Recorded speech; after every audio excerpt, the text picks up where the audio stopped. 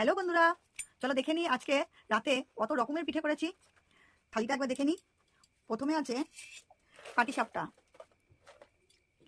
দেখো, দেখতে খুব সুন্দর হয়েছে পাটিসাপটাটা, ভেতরে ক্ষীর দিয়ে আছে করা। তারপরে আছে গোকুল পিঠে, এটা পুরো ক্ষীরে চুবানো, ক্ষীর দিয়ে করা, ক্ষীরে চুবানো। আছে মুগের কুলি,